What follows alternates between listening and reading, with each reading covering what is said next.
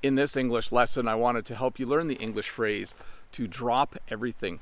When you say to someone that you're going to drop everything, it means you're going to stop what you're doing so that you can go and do something else. If my mom called me and said, "I'm not feeling well today, can you pick me up and take me in to have a COVID test?"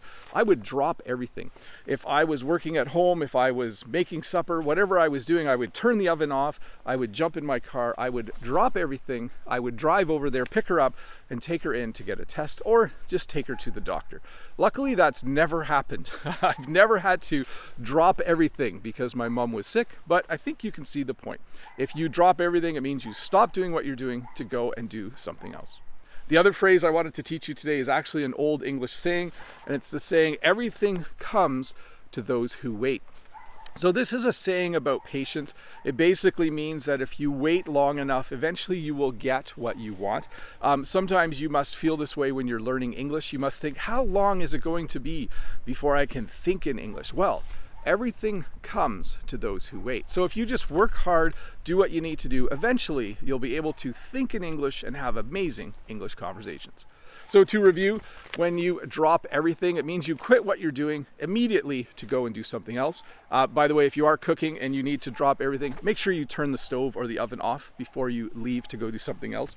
And the phrase, "everything comes to those who wait," simply means that if you are patient, you will eventually get what you want. If you work hard, then eventually you will get it. Sorry, I'm not sure if you can hear the dog barking. It's a little distracting for me, but I doubt you can hear it. Anyways, let's look at a comment from a previous video. This is from Baruch. "Teacher Bob, is it possible to be an English teacher on YouTube when I become fluent?" And my response is, for sure, anything is possible.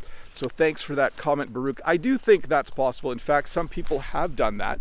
Some people have actually learned a language so well that they eventually teach it. I have to be careful as I walk here. What I was going to mention is this.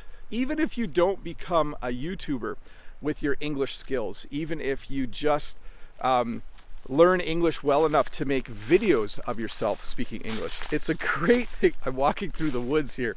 I'm going to trip. It's a great thing to do to practice your English. They say that one of the best ways to really know if you know something is to try and teach it. So even if you don't become a YouTuber, I would certainly recommend to all of you that you try to teach an English lesson and record yourself on video just to see how it goes. You might be surprised how well it works and how much it helps you remember, because you have to do a lot of preparation in order to teach something. Anyways, I'm out walking along here. You might think I'm out in the woods, but I'm actually at the edge of town. I'm not sure if you can see the houses. That's the house where the dog was barking earlier. In Canada, it's getting windy. I hope the mic doesn't make that weird sound for you. I hope it's not bothering you. In Canada, a lot of our towns just end in a place like this. Let me flip you around. A lot of our towns will end where there's a creek or where there's a little woods, and that will kind of be the edge of town. That's kind of the town limits, I guess you would say. And so I'm out right now. I was actually at work earlier this morning. I worked for a couple hours, and I've just popped out during my coffee break to make a little video for you. Anyways, I'll show you one last thing.